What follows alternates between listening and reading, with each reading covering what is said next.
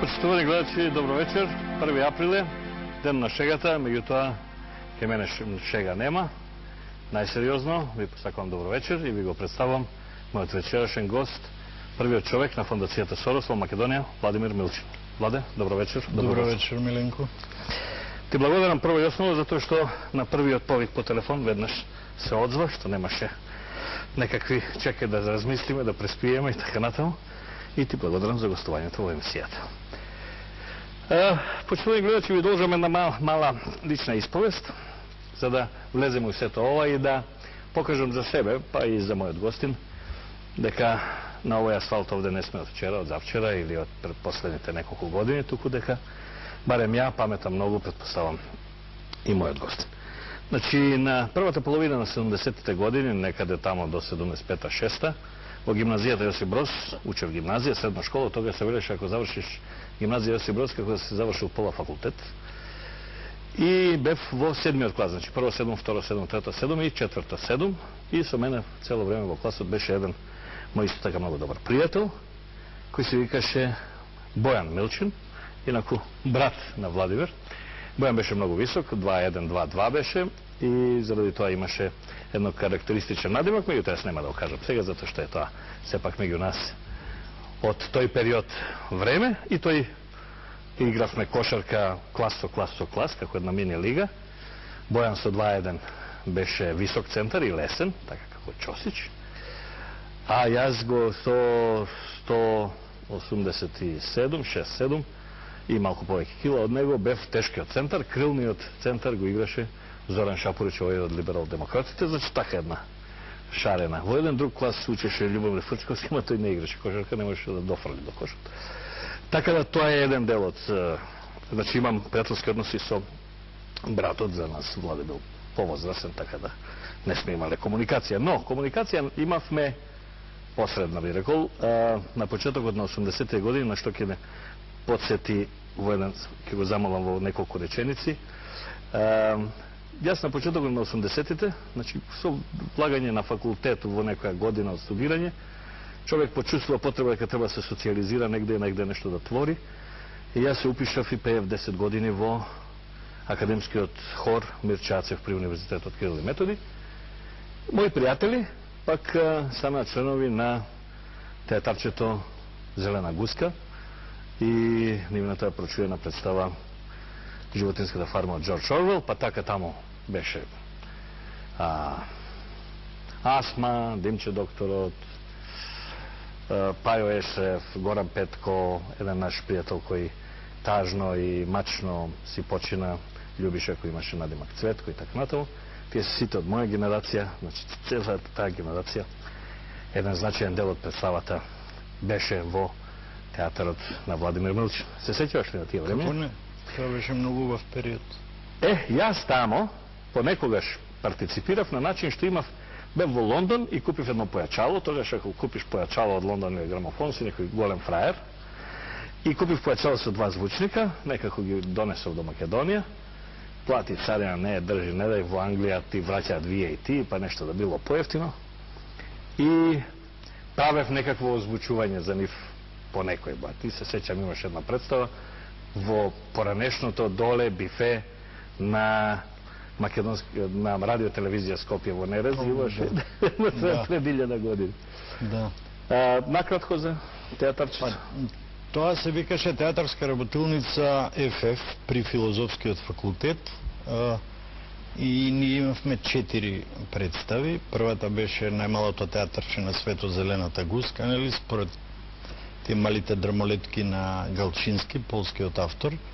Втората беше како трупата Сина Блуза би ја прикажала Животинската фарма од Џорџ Орвел. Третата беше Пепелашка во поправен дом, се играше долу во подрумот на филозофски факултет. А четвртата беше Сцени за шмекерите, по еден чешки автор. Колку траеше театарчето? Тоа траеше 3 години. 3 години, ние доста се изнапатувавме. Цела Југославија. Се фали нешто таму во Босна идете, некој таму. Одевме во Мостар, на Мес во Сараево, одевме во Италија. Ја прошетавме цела Југославија до Марибор, Нова Горица и така. Значи од тогаш тече некаква наша, не ни соработка, ни познанство, него така. да се препознаеме на улица, се кажеме здраво. И не можам да избегам од прашањето на кое постојано инсистира на мој колега од друга телевизија, Драган Павлович Лотас, а тоа е неколкуте самоубиства што се случија на припадници на Зелената гуска. Таму имаше всушност две самоубиства. Едното беше на Маре. Маре, ја знам. Која беше најдобра другарка на мојата сопруга. Маре беше едно прекрасно суштество. Она имаше своји семејни проблеми. Јас се сеќавам на тоа дека мислам дека имавме некоја проба таа вечер пред... Да, поутредната се фрлила. Таа не отиде дома таа вечер, туку отиде кај теткај. И таму се случило тоа.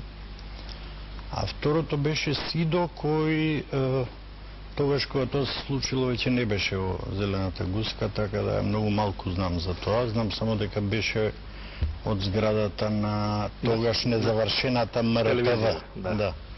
Така да тој случај не го знам воопшто. Девојката од моја генерација Кети, тоа е веќе сообраќајен, не сеќа? Кети? Да, имаше на Партизанска, нели, што ја удари аутобус. Тоа едно време имаше како... Демек дали е се фрлила, не се фрлила и така натаму имаше. Како е беше презиме? Ја не можам да се сетам дека сме имали Кети сметаш дека не е... театарската работилница. Добро. Сметаш дека театарската работилница не е причина и... Театарската работилница беше место на радост.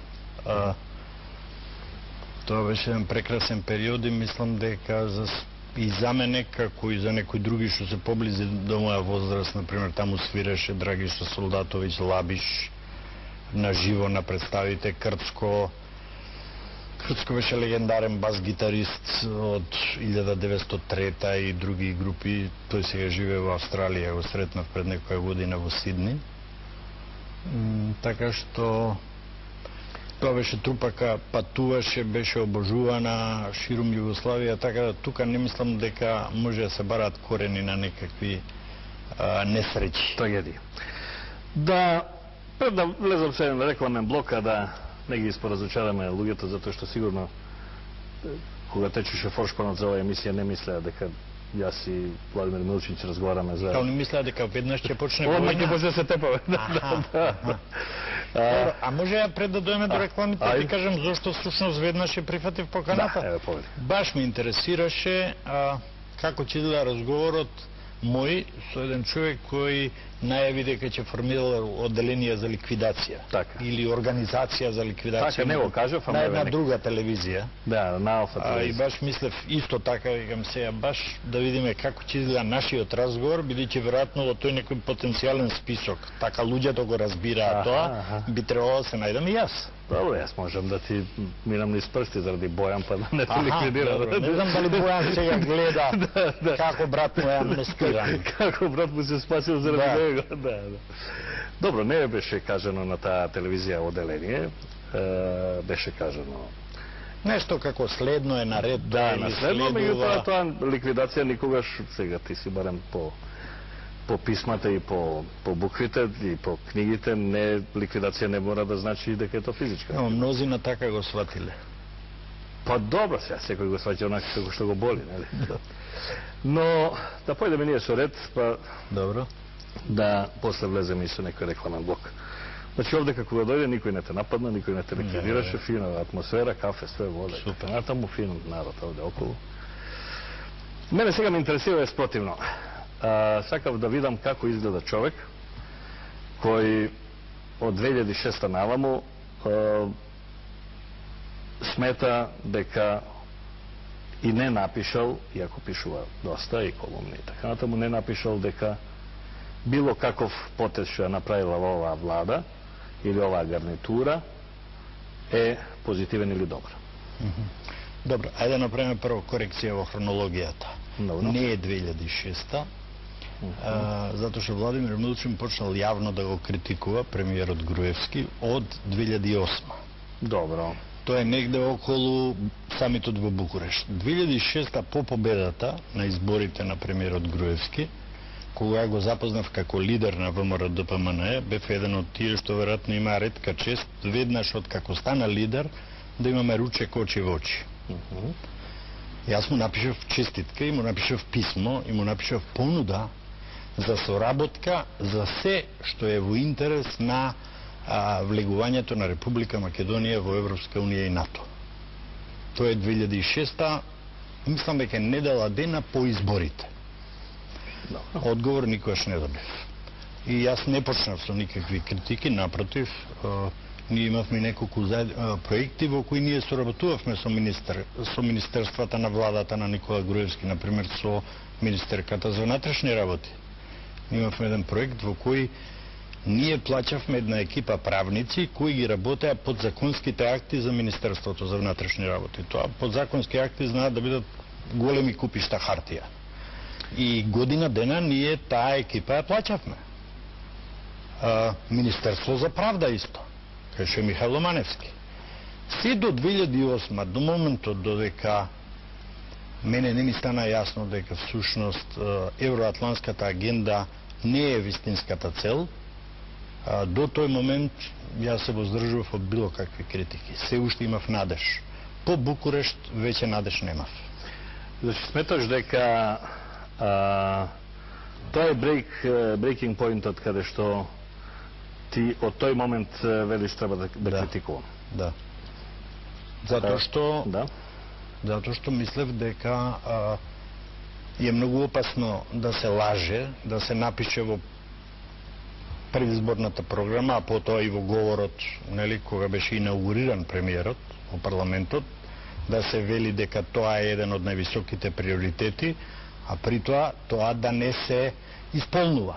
Да, меѓутоа, јас се сеќам исто пред Букурешт, така. Имаше две обвиненија за премиерот. Едното обвинение вели тој е тврдокорен, сака да бега од евроатлантските интеграции, така натаму, не сака да мени и така натаму, не сака да... И друго, оди таму да не продаде, да го продаде името.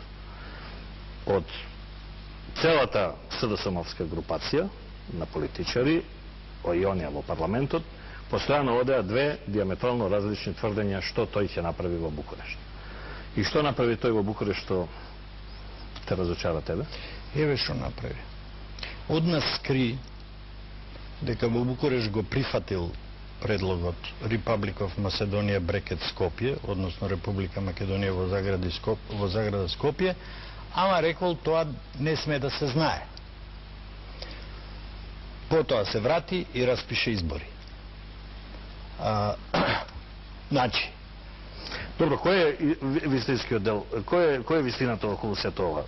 Што тврдеше СДСМ дека Никола Груевски ќе оди и ќе го продаде името, или дека Никола Груевски ќе оди и ќе не отстрани од Европската унија? Каде е вистината? Тие двете работи не може да се види. По им немам што мислеле СДСМовските политичари 2008 пред Букурешт.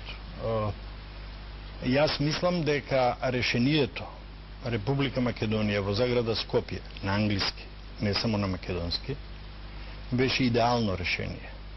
И мислам дека тоа веднаш требало да биде прифатено и да не му се вели на нимица ова не сме да се знае, зашто јас сакам да правам референдум, туку да се прифати за да може грците да бидат притиснати. И ние денес имавме... Ама грците однапред не сакале.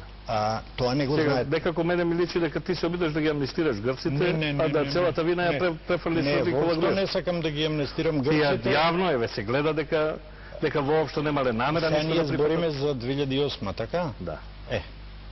Ја не ги амнестирам грците. Јас само викам дека тогаш сме имале шанса да ги притиснеме грците. И повторно да не прифатат ништо. Тоа ќе видевме. Тоа не го знаеме. Тоа е сега хипотеза. Значи, па не е добро. Тоа е хипотеза. Не, хипотеза, како хипотеза, кога они однапред не сакале ништо. Ама не знаеме дека однапред не сакале да прифатат ништо. Значи, евентуално би требале да ги спуштиме гахите и да видиме дали они може да се наполат. Они би требале да ги спуштат гачите. Не, затоа што за нас решението Република Македонија Скопје беше најдобро можно и ние никогаш подобро решение нема да добиеме. Тоа е пропуштена шанса. Ја мислам дека ова ти што го кажуваше едно манипулирање со вистините околу тој дел таму. А што е тука манипулирање со вистините? Па манипулирање со истините е Па што ние сега пред месец дена добивме јасни докази за тоа што било прифатено во Букурешт. Не беше прифатено, него беше дека за тоа се разговарало. Баш прифатено. Па Ти се како ние- што го кажеш прифатено, дека сега утре ќе се Прочитавме писмо од министерот, Добро. упатено до Бан Ки Мун, Така. така? Тоа е официјален документ кој изразува ситуацијата. Јас само И тоа крајно, апелирам, ништо дека друго. сепак ќе се оди на референдум да се праша народот. Точно. И како можете да преговарате со некого и добивате некој предлог?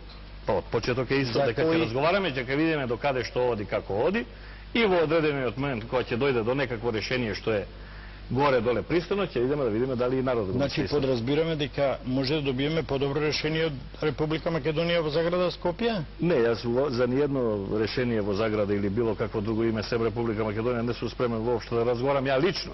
Меѓутоа, Добро. сега, јас не ме избрал мене народот, нели? Ја мислам дека подобро решение од тоа не можеме да добиеме. Види, сега, знаеш како разговараш ти? Ти разговараш дека ако он кажал да, ова влага во Букурешт, тие не прифаќаат и не внесуваат во НАТО. То така не може да се случи, гледа, колку се они таму измачија сите. Да... Јас само велам дека Инаку ништо да ти кажеме не ти значи тоа што, например, во Букурешт слободно под привремената референца може да не става тамо, па после да се продолжат разговорите за име и така натаму, тоа ништо. ја немам податок дека можеле да не стават во Букурешт под former Yugoslav Republic of Macedonia. Привремена референца, така да. Да, немам таква информација. Не, добро, информација немаме ни ја Може ни би ти имаш. Не, немам таква Не, ја информација. немам информација дека можеле да не прифатат. Имам информација дека не можеле. Зошто? Не можеле. Оти? Затоа што Грците не дават. затоа што кој се не давал, тоа можеме да претпоставуваме сега. Добро. И уште нешто. Зошто би било подобро да не внесат во НАТО под привремената референца, а не под Републик of Македонија Затоа што Скопје? тоа би било стално име. Ова е сепак референција и привремена. И до кога? Па до кога Па ќе се нели- најде решение? Па нели едно Ти време, изумрат едно нели две едно генерации. време нападите беа дека таа привремена референца треба да се симне и така натаму и така натаму? Да, меѓутоа да се симне, И да сега се што да се прифати? не да се прифати, не. Привремена референција. Па Никој сега. не прифаќа. Никој не вели Мили. привремената референција да стане стално Миленко, име. јас не сум... Привремената референца да остане привремена референца. Миленко, јас од моментот кога е воведена привремената референца не сум подпишал ниту еден документ, ниту под ФИРОМ, ниту под former Yugoslav Republic of Macedonia. Добро. Нашиот Привремената референца јас не ја наметнав на оваа Така. држава. Предпоставам ниту ти не си Ни ја ја не ја наметнал. наметнав. Меѓутоа тој што ја наметна кажа дека И- у парламентот кажа дека ќе траело 2 Добро. месеца. Не излаже И- сите како Добро. магариња. Добро. И И партијата И сега шо? чија И- книжка број 1 беше Киро Така. Григоров, исто така не излажа. и премиерот наш сегашен исто така е подпишан под ФИРОМ, представен како ФИРОМ. Ама тоа е веќе, види сега, не можеш ти. Он е влезен во ситуација, него му е наметната таа Види, ситуација. Не е баш тоа така. Е, како не е така? Има Сега, значи, некој што ја направил Еве, замката, ајде да видиме што не е така. Има јасно што не е така. Има разлика меѓу former Yugoslav Republic of Macedonia и ФИРОМ. Затоа што во ФИРОМ не постои зборот се Македонија. согласувам. Значи, збориме за форма Сега Југослав да ти Република. покажам фотографија кај што е он под ФИРОМ. Добро, имало една фотографија, А? некаде кај што имало ова беч. И тоа Не беч, тоа е не беч, клучното не решение, беч, или не беч, тоа е представување. и тоа е клучниот проблем дека Ама не е тоа клучен проблем, ама е еден од проблемите. значи наместо да е Миленко. проблемот, Владе, тоа што владата на СДСМ, првата нивна книжка, председателот тогаш не излаже у собрание дека ФИРОМ, односно форма Југослав Република во Македонија е нешто што ќе трае 2 месеца, не се секирате, ќе се смени и така натаму, што не важеше дека сме оаза на мирот и не знам 300 чуда. Сега, тоа е, значи не е овде кај проблемот што Никола Груевски еднаш излегол со некоја табличка пред него. Миленко, зашо Тоа ќе е разговараме сега ние за 92 или за 2011? Не, дека жестојот ќе постан разговараме? кој некој го Не, ќе збориме, еве. Ќе збориме, чекај. Значи тој 98-ма не дошол Владе одеднаш паднат, значи проблем, не го создал Никола не проблемот. говориме ние- Никола морал да го расчистува проблемот. Види, проблемот не го создал ни Киро Глигоров, ако баш сакаш. Кој го создаде Па, проблем? проблемот е создаден, не го создал Киро Глигоров, го создала Република Грција. Добро, така го така назад. Дали треба да те подсетам дека пред тоа постоеше така наречена Лисабонска декларација? Постоеше. У која нам ни беше одземено правото опште да употребиме но од Македонија. Така? Го имаше тоа.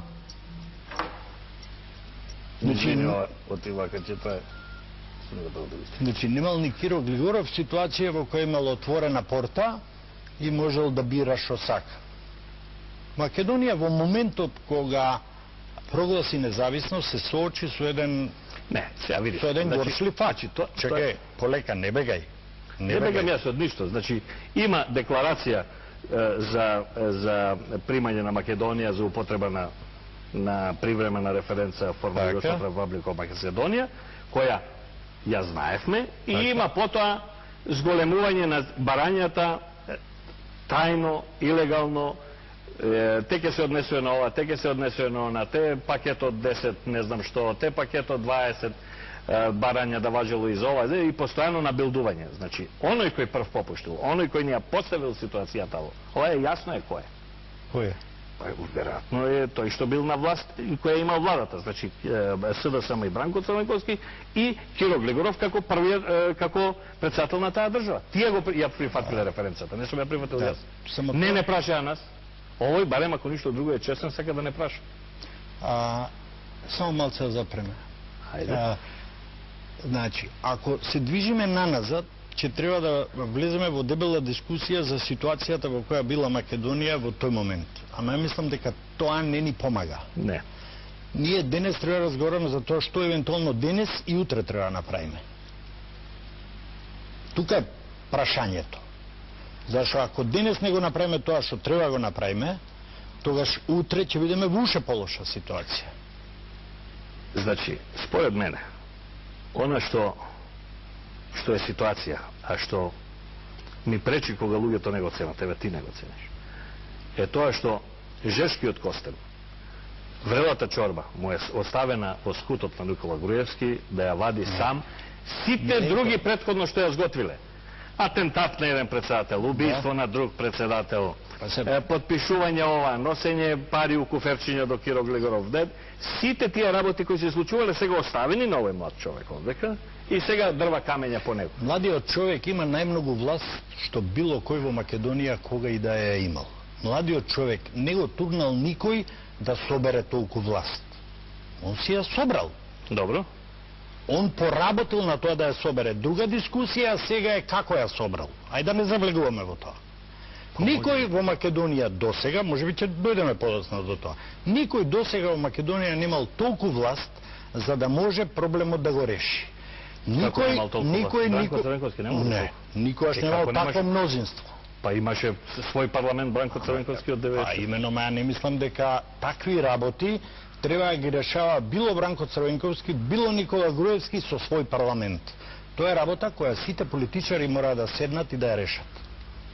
Тоа е работа која се решава еднаш во историјата на една држава и тоа е работа која не може да биде предмет на ситни политички профити. Нема, сега пред малку кажа дека никој немал власт толку колку што имал Никола Груевски. Да. Прво имал Бранко Црвенковски, имал и подолго власт и имал и парламент со апсолутна власт, парламент кога се повлече ВМРО ДПМН и има признание меѓу другото на Тито Петковски, 100 изјави дека ги испонаместиле сите суди во цела Македонија. Значи имал, значи не може да рече сега овој владеел на крајот на криштата, ако ништо друго, па Никола Груевски во најдемократскиот дел од битисувањето на 20 години на оваа Македонија е премиер.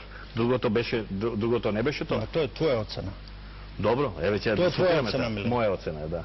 Така што, ај сега од нашите оцени да не правиме универзални вистини, челични вистини. Добро. Значи, сакаш да кажеш дека 94-та или 96-та имаше повеќе демократија отколку сега? Не, воопшто немам намера сега да дискутирам за тоа, можеме после за тоа да дискутираме. Ајде да го расчистиме ова еднаш. Ајде. Пред 2 месеци се дигна голема врева околу тоа дека јас сум рекол дека името не може да се решава без Никола Груевски. Дека некакви варијанти биле нудени, изборени и така натаму, дали тоа може да се заобиколи Никола Груевски, тоа да го направи опозицијата со партиите на албанците и така дале. Мојот став беше кажан во весници и тој гласеше вака: не може таа работа да се решава без Никола Груевски. Ни без Никола Груевски на власт, ни без Никола Груевски во опозиција тоа не може да се решава. Тоа е нешто за што мора да застанат македонските политичари, оние кои се најмоćните, оние кои се лидери на група. Ја тука се согласувам со Никола, а не со тебе, дека за тоа нешто треба да решава македонскиот народ. Ја не мислам дека е тоа многу мудро и многу храбро решение, затоа што тоа покажува всушност кукавичлук и тоа покажува бегање од одговорност. Ние во принцип, значи, вака, ние во принцип како луѓе, како генерација, ти си малку постара генерација од мене, меѓутоа ние во принцип како луѓе немаме право да решаваме за името и за државата и за народот во име на мојот покоен татко и во име на моите неродени внуци. Немаме тоа право. Па дури ни со референдум. Меѓутоа, ако е тоа најблиску до некаква форма да народот ја искаже својата волја, тогаш во ред. Ние исто така не смееме да бегаме од... Јас не може да се ставам во рацете и во скутот на Бранко Црнковски да решава за моето име. Не, никој не бара од тебе тоа. Она што ја ти го кажувам е ова, Миленко, ние исто така немаме право, ниту ја, ниту ти, да избегаме од одговорноста на нашите внуци, да им обезбедиме нормален и безбеден живот кој нема да биде дрман од лево и од десно. Ние мора да им оставиме држава. Не, добро, таа одговорност има секоја генерација, па и оваа генерација, во ред е тоа. Именно, тоа е она зашто ја мислам дека ние немаме право да си играме со тоа и ние мораме да процениме што е најмалку лошо за Република Македонија и за нејзините граѓани. Да види, од историска дистанција може да бидеме многу лошо оценети ако направиме лош потек, како генерација. Тоа, дај Боже, дај Боже да има држава, па да може да не оценуваат од историска дистанција. Околу стабилноста е секојаш дискутабилност. Што значи, ако не влеземе во НАТО и во ЕУ, да кажеме во НАТО, во ЕУ не можеме, ќе сме нестабилни, тоа сакаш да кажеш? Ја мислам дека сме далеку постабилни, ако сме дел од евроатлантските интеграции. Инаку може ни се случи да бидеме последната територијичка на Балканот која ќе биде надвор од тоа и ќе биде обкружена комплетно со држави кои се членки на НАТО и на ЕУ. И шо? И од кај доаѓа опасноста од членките на НАТО? Опасноста прво доаѓа од тоа дека ние економски ќе тонеме комплетно. Ние сега имаме примери да видиме како изгледа што се случува од државите кои станаат членки на НАТО. Колкави се парите што доаѓаат, да ги споредиме со нас. Да, гледам, на пример, Грција банкротира. Португалија е во ситуација да поранешната колонија Бразил да ја спасува. Ирска банкротира, Исланд исто. Ја не знам кој треба уште да банкротира. Прво вака, ние се не преме споредба со некогашните зими членки на старите членки на НАТО и на ЕУ, преме споредба со новите, имаме комши, Албанија. Добро. Можеме ги споредиме цифрите на инвестициите, разликите се ужасни. Сега, а ова со старите членки, тоа дека има кои да ги спасува, тоа е уште еден аргумент во прилог на тоа дека треба да влеземе во интеграциите, а не да останеме надвор.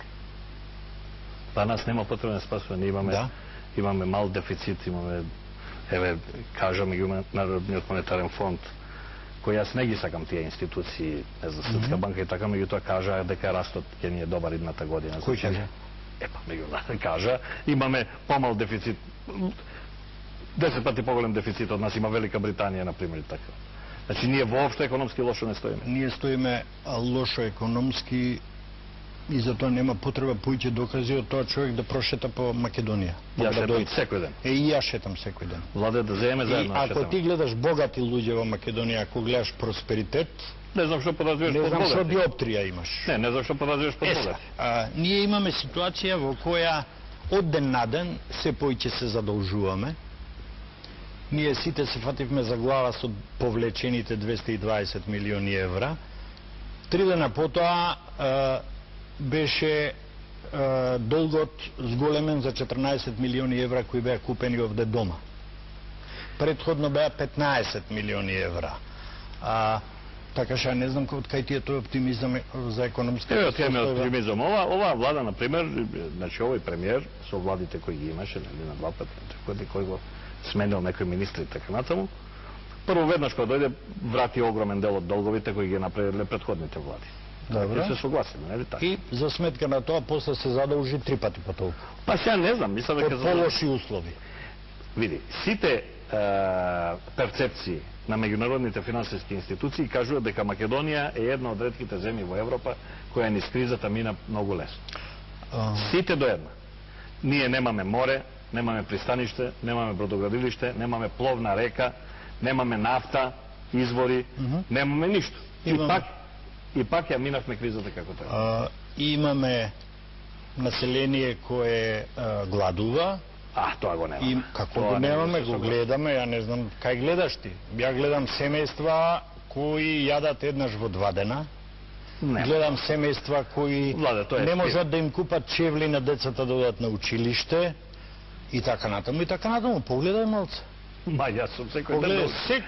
Секоја вечер имаш по некој прилог. Ама тие црни прилози што ги прави една телевизија или два прилога ќе најде во некоја ромска населба. Не, ова не беше ромска населба. Не се измислени, постојат. Како во секоја земја во светот. Вечер, еве ќе одиме да отпатуваме на сметка на Сорос во Лисабон, од едната страна во Лисабон, не лична еката на НАТО, од едната страна најбогатите згради, авиокомпании, банки, од другата страна од лим, од буриња направени ова.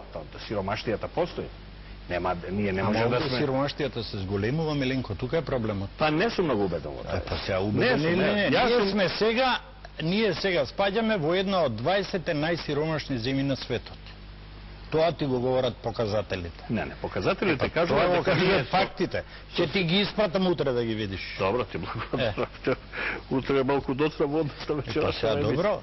Но, официјално е соопштено од UNDP дека ние спаѓаме во една од 20 најсиромашни земји на светот. Да, и затоа, оти сме толку сиромашни, при пуштањето на закон за влез на овие автомобили стари по 10-15 години, еден куп луѓе си одија си купија кој 2000, кој 3000, и за 3000 евра не е тој сиромашен ако отишол да купи ауто. Така да тоа не го дела твоето мислење, одма да ти кажам дека јас сум секој ден не низ град, низ Скопје. Секој ден сум низ Македонија, возам по планини, по села, луѓето се враќаат кон селата, работат, нивите се изработени, субвенциите се добиваат, така да јас тоа твое мислење не го делам. Ти не ги слушаш овие селани што кажат дека субвенциите не ги добиваат? На еден, ти само еден телевизија. Не, ја вртам доста, и иначе кога ги читам сите весници. Од вечер почнувам, завршувам со Капитал. Добро. Миленко. Така да имам прилично добар увид и во тоа како живеат луѓето и во тоа како стојат официјалните цифри. Воопшто не го делам твоето мислење, затоа што... Ја и не очекувам дека ти ќе се сложиме. Ниту ја очекувам дека ти ќе се полечи. Тоа нема да... Но, ќе кажеме кој сакаш град, сабота, да отидеме во центар. Ако не се сите кафани во центарот пуни, до последно место. Сакаш да е Скопје, Ленинова, или Свети Николе околу центарот, или you name it, еве, ќе видите, тоа е број 1. Број 2 може да одиме на Стошиот пазар во Облешево. Не знам дали си бил, или ако си бил, кога последен пат си бил. Или да одиме во онаа фирма што продава инокс тенџериња за правење млеко или не знам што, да видиш какви нарачки има човекот. Значи секој нешто купува да готви да прави. А да се прошетаме мало по Скопје, видиме колку има празни локали сега, кои беа полни до неодамна. Имаше роба, локали. Кај што се продаваше и купуваше. За трговија. Да видиме сега колку локали има кои се празни, кај што ниту се продава, ниту се купува, Миленко. Нема потреба многу далеку да одиме. Ни до Облешево нема потреба. Па сега таму. Тука во околината, околу плоштадот ќе го видиме тоа. Во Сити Галери, на улица Македонија, во трговски центар и така натаму. Сега ако зборуваш за богати луѓе каде што можат да изнајмат локал за 10.000 евра месечна кирија, тоа е еден муабет.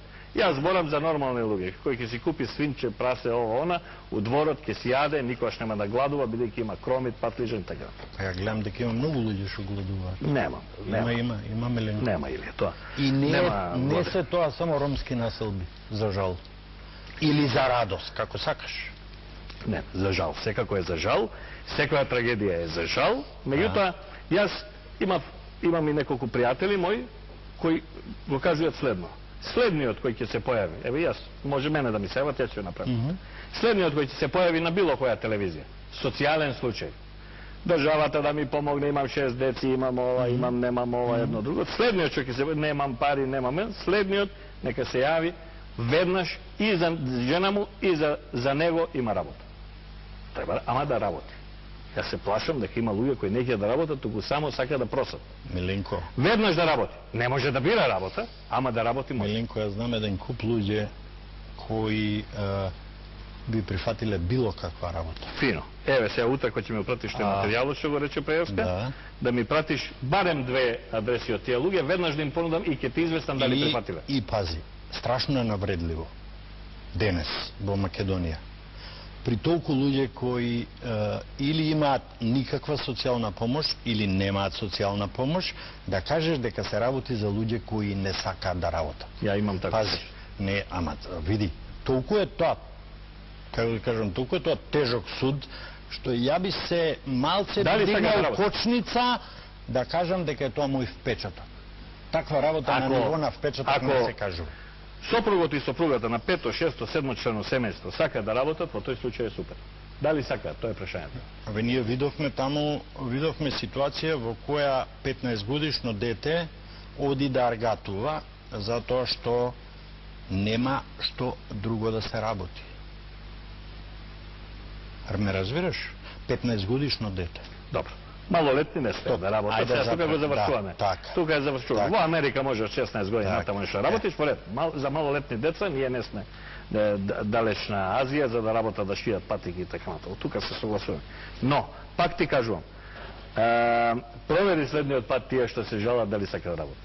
Тука го имам јас печаток. Ова јас не, мене државата ми помогне, ми дај кров на глава. Може ли една реклама да пуштиме да си ја плати телевизијата струјата? Нека си ја плати. Ајде.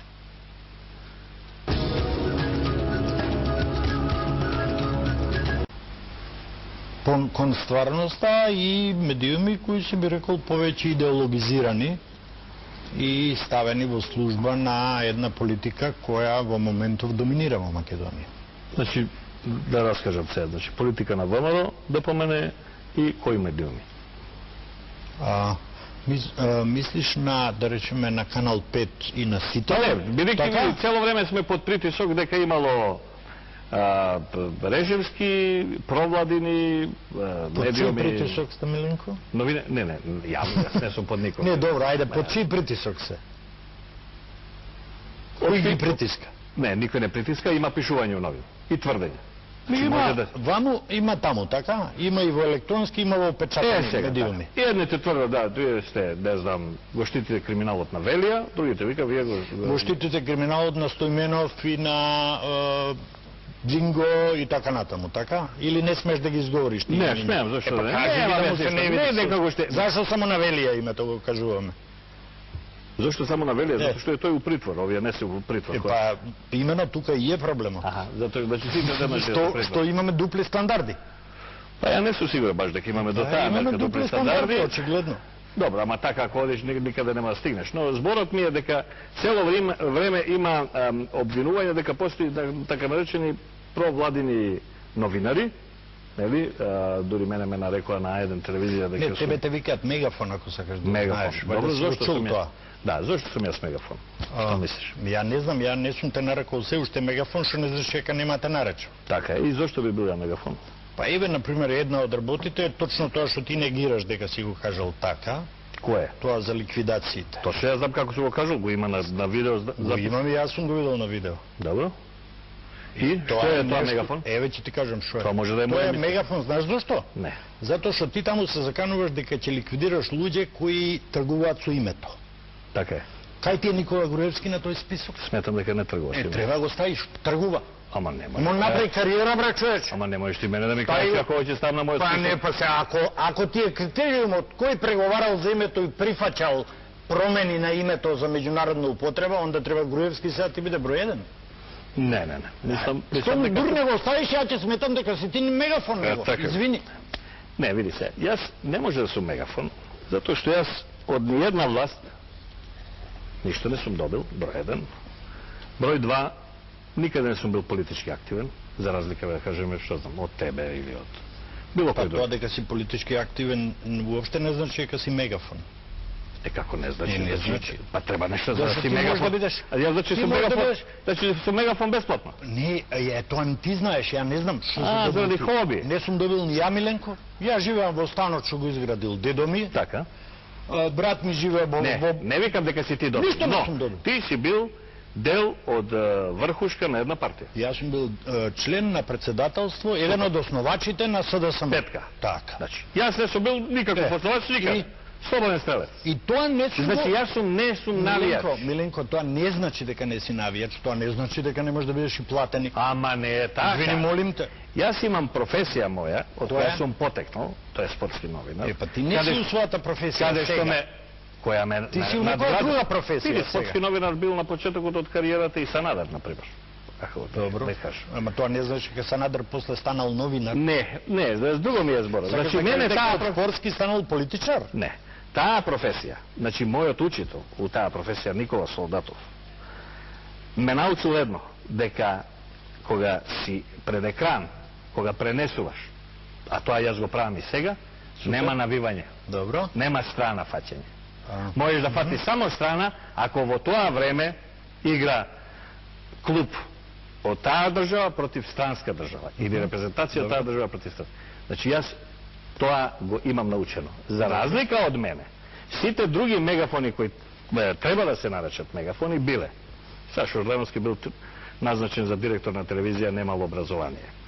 Ѓунер Исмаил бил 2-3 пати министер.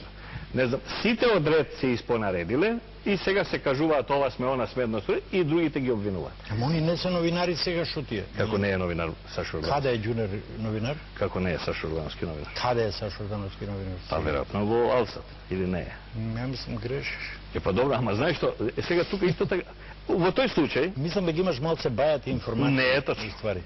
јас имам точни информации. Меѓутоа она што пречи е постојаното, значи како да го третирам јас? Еве се тебе како третирам. Еве не тебе, ајде да те Дека ставиме. ја знам како ме третираш мене. Не, како Ти ја гледа флип чартата.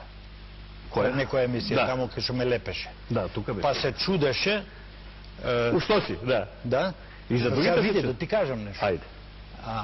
Ти например може да се чудиш. Добро, ти си Ти се чудиш зашто сум ја професор. не се чудам зашто професор. Тогаш го заборај тоа. Или не се чудиш за тоа. Не се Нема чудам. потреба да ти кажам кои се мои Не се студенти. чудам зашто си професор. Не треба да ти кажам дека да те Не, тоа не потсетувам. се чудам. Добро. Ајде. Се чудиш дека сум режисер? И тоа не се чудам. Те знам одамна. Така? Се чудиш дека пишувам колумни? Се чудам како може од 4 различни или 5 позиции да се поставува. Тоа се чудам. Значи, човек кој не ја држи својата позиција. Значи, ако сега денеска... Ти гледаш во моите различни позиции разлики во ставови? Не гледам разлика. Па тогаш шо? Меѓутоа, Што те друго е боли кога тоа? ќе даеш став како дел од невладина организација, друго е кога ќе даеш став како политичар. Чекај се. Што те буни тебе сега? Тоа дека ја у 95-та сум ја напуштил сум го напуштил председателството на СДСМ. Не ме буни тоа, зашто би... Па што те буни сега ова политичар и не знам што? Ме буни... Не, добро, јас се дадов по комплетна слика, сега ти сега се обидуваш да ја извадиш. Така? Не, Ја дадов комплетна што? слика, Ајде, значи, да кажеме во овој момент сладжена тоа се председателски кандидат, тука не успевам, сега станувам невладина Ама тоа организација. со Сладјана ќе го дискутираш. Не, тоа и го со мене. дискутирав јас со Па него. добро, супер. Тоа го Ај со мене сега да поразговараме. Еве, ајде да Што познаеш. е, кај гледаш проблем? Гледам проблем, оти Ушо? си хардкор член на СДСМ, Што ти значи хардкор? задрт. Добар Да? слово, да. Па ти тогаш, извини, не читаш. Добро. Може да не читам, еве да... Зашто да си читал, че си прочитал мои јавни критики до раководството на СДСМ? Напишани. Добро. Некој од моите колумни... Ја не можам да читам Тогаш е секој... тешко тоа кажеш дека е хардкор. Не, јас не можам да прочитам секоја твоја Па колумна, сега иако не. читам многу. Не мораш секоја моја колумна да ја читаш. Она, Ама, еве, например, еве, ја ќе ти кажам ја што сум- верувам дека во чаршијата си ја чул приказната за мојата оставка. Не. Не си ја чул? Јас, она што сум прочитал, сум го прочитал интервјуто, Кое? што... Во Фокус. Во Фокус. Да. Кој е мој интервју во Фокус? Кога било тоа? Не во Фокус, сега ти кажам. Добро, имаше интервју, нема да ме фатиш за збор, имаше интервју каде што објаснуваше доста работи околу фондацијата Сорос. А мислиш во публика? Во публика беше. Со Зоран Димитровски. Така беше во публика беше. Ајде, значи Жоро па вамо бил не таму, така сум помешан. Добро, и каде беше таму проблем? Кажи. Странските амбасадори дојдоа кај мене да ја рушиме власта. Така, сега може малку. Не, може... тоа го вика Зоран Димитровски. Ја викам дека некои дипломати Добро. Ми дошле со предлог дали е можно СДСМ, односно опозицијата со некои албански партии и некој невладин сектор да не да ја рушат владата, него да одат на решение за името. Јас таму викам многу јасно и гласно. Јас тоа не го прифатив, го одбив. Две прашања имам. Да. Кои се тие странски дипломати? Немам намера да ти кажам. Добро. Второ прашање. Да. Зошто кај тебе дошле? А? Зошто кај тебе се дошле? Зошто кај мене дошле? Да. Па веројатно затоа што мислат дека Најлесно ќе пројде промена на име, такви работи. Сега, знаеш ова како се вика, Милинко? Инсинуација. Така е, инсинуација. Ти сега инсинуираш, ти се однесуваш не како политичар сега, ти се Не сум политичар. Ти се однесуваш како полицаец, дечко.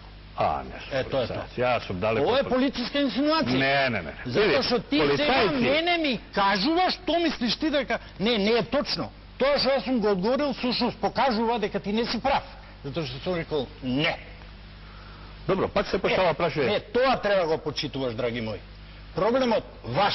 Види, ја точно во тоа дека вие стално гледате задни намери, вие не го гледате, не гледате бре, дрвото не го гледате. Ти тоа што си рекол не, да?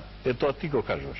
Ја не знам дали си рекол не. А ти не знаеш? Не, тоа ти го тврдиш. А знаеш зошто ти, што ја мислам, така? Не знам зошто. Прашувам зошто дошле и кој се, толку е. И па ја да не сум рекол не, веројатно би имало некои грди последици од тоа, така? Добро, може си рекол да, па не успеал ова. Не навлегувам. Тоа е веќе голем. Тоа ми се допаѓа. Не, тоа е сега. Нема шта би било, кад би било. Не, меѓутоа остана основното прашање зошто и кој. Тоа е. Кои се тие што сакаат... А ти што мислиш, Миленко, дека само кај мене дошле? Не знам, ти си го кажал тоа. Добро, и шо? Па ти што мислиш, дека ја би го кажал кога не би им рекол не? Би било опасно да си кажеш да. Така? Да, би било опасно. Зашо мислиш дека луѓето се толку глупави?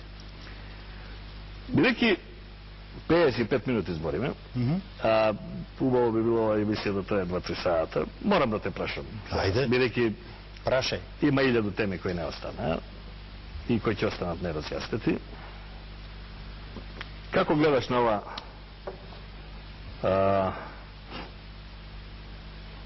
многу време ќе ни земе сега да збориме за Надеж 1, Надеж 2 и така натаму.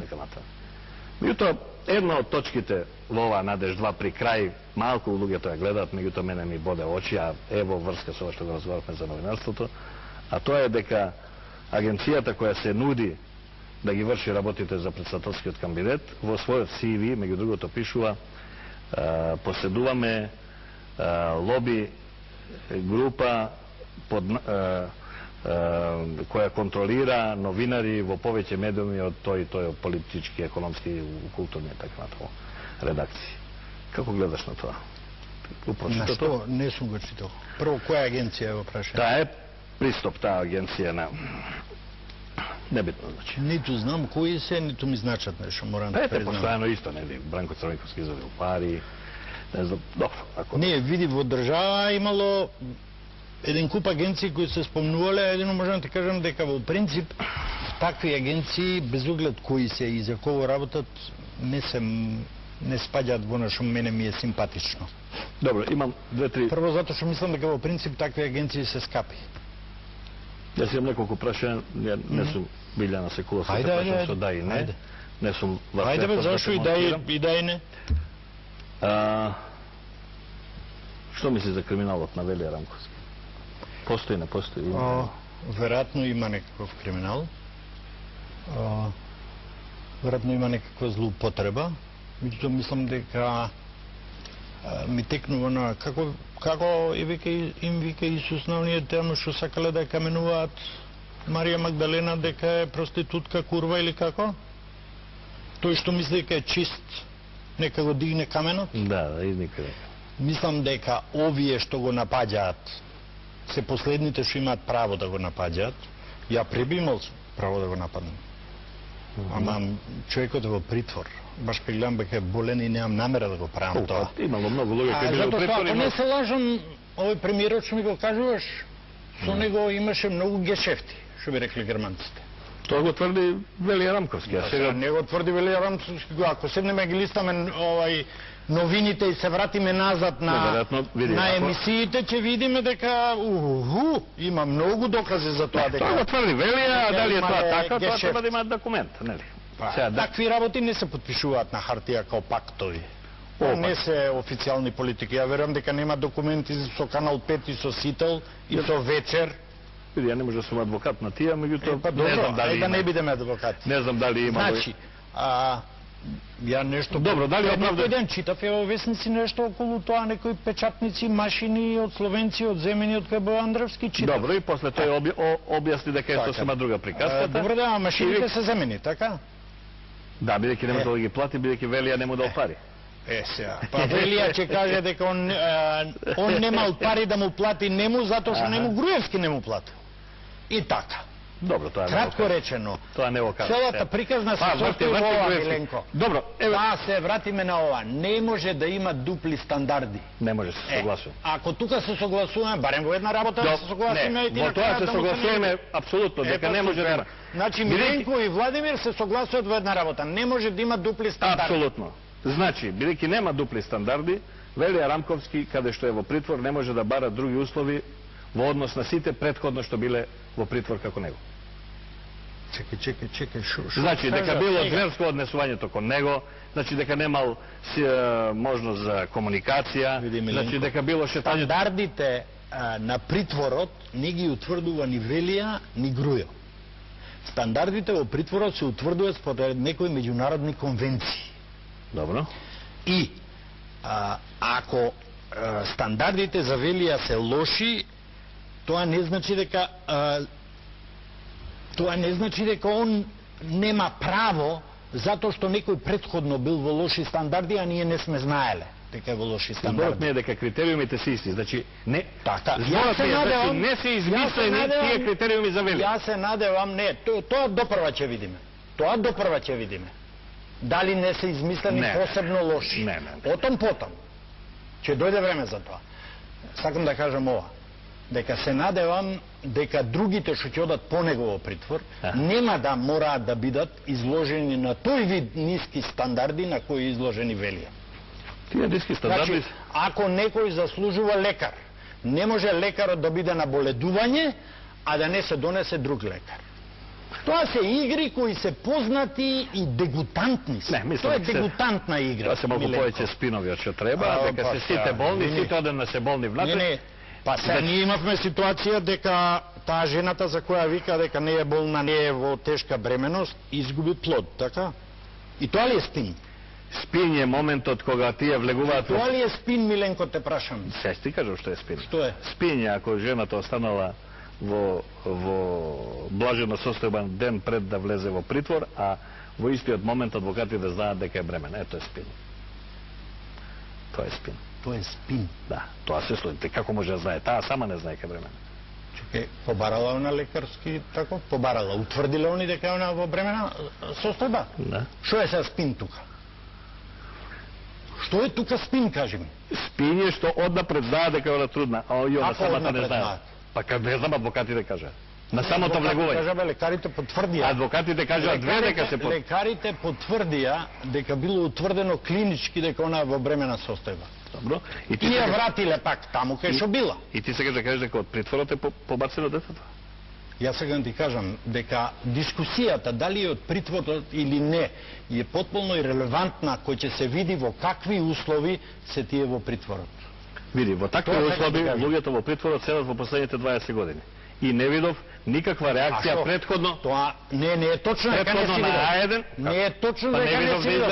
Ние имаме, чекај Миленко, ние имаме Хелсиншки комитет кој правил извештаи. Ние имаме предупредувал на тоа. Ние го имавме Фуере кој одеше во притвор скандализиран, излегуваш. Се согласувам.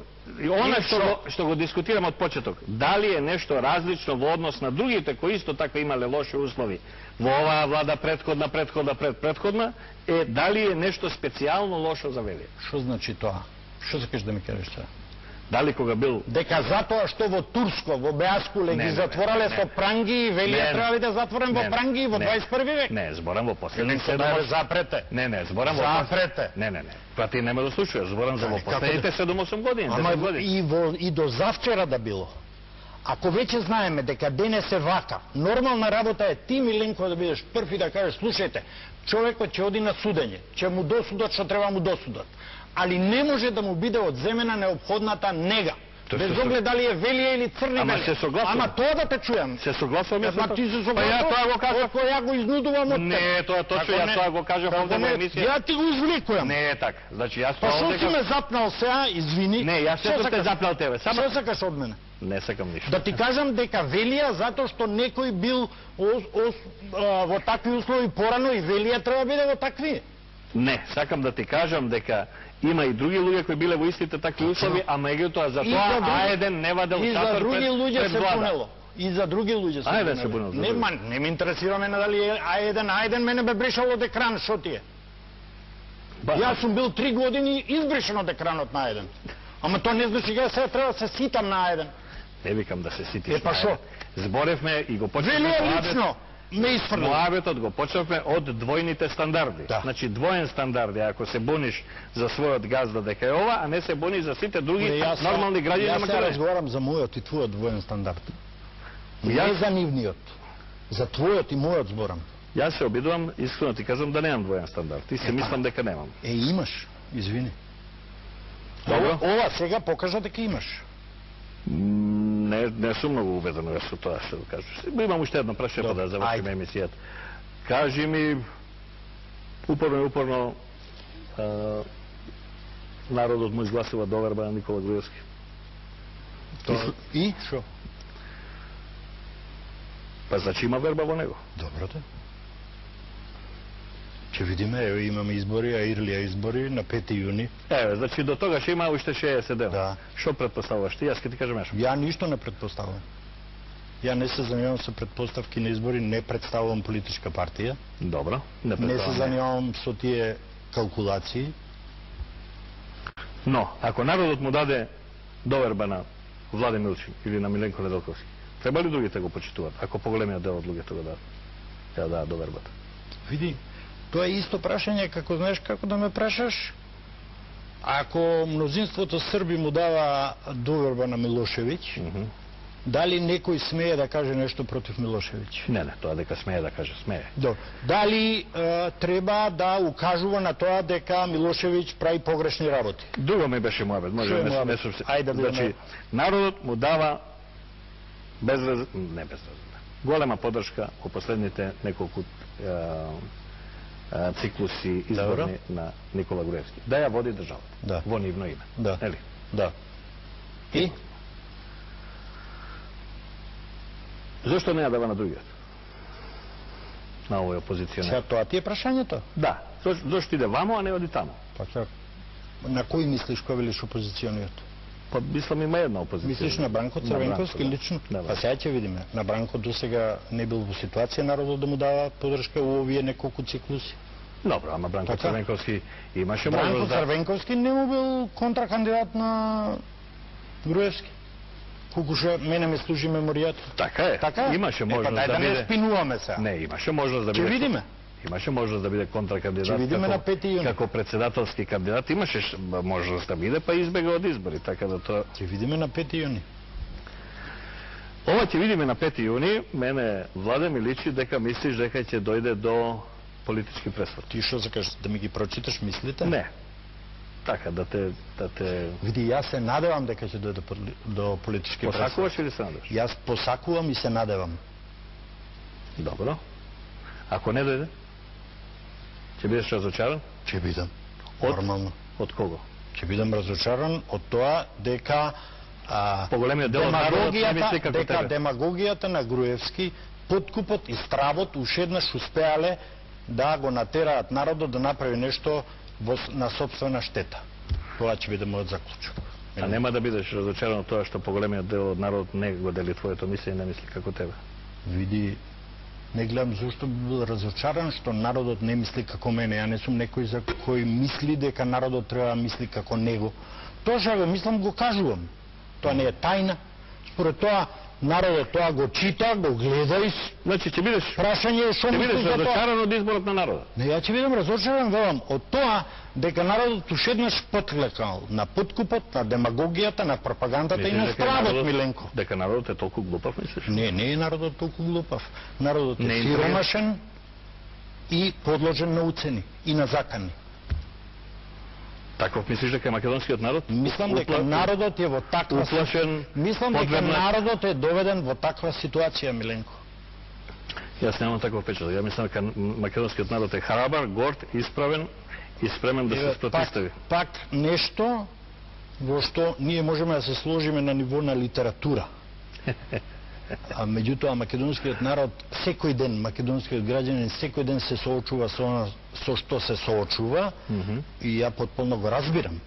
Али јас сепак се надевам дека народот нема да подклекне на тоа, нема да подклекне на тоа дека му се заканува дека ќе изгуби работа, дека може најде работа само ако земе партиска книшка на ВМРО и така натаму и така натаму. А Мислам дека тоа овој пат нема да помине, Миленко.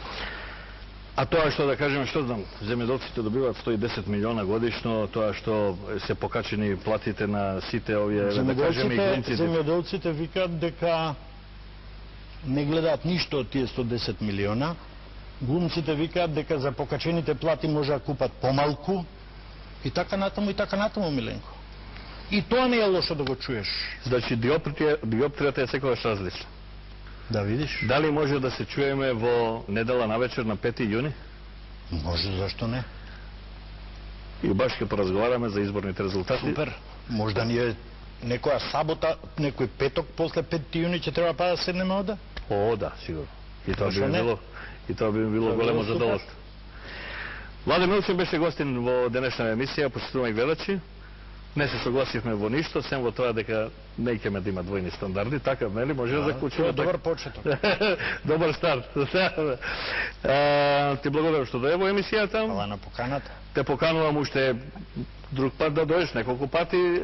Се надам дека нема да ме одбиеш, напротив. Нема. И се надам дека гледачите си стекнаа свој впечаток, јас немам намера да им давам, да им бутам во главата што да мислат, не знам, претпоставам дека и ти го имаш. Немам ни ја намера. Така, договорени сме се чуеме на 5 вечерта да. во врска со ова народот сому и како ќе ја даде довербата и кој ќе биде разочаран. Апсолутно. Почитувани гледачи, гледате ме идната недела, повторно мислам да направам вака една малку врврврш. И му благодарам на Владе Милчин уште еднаш. Пријатно, до следниот петок.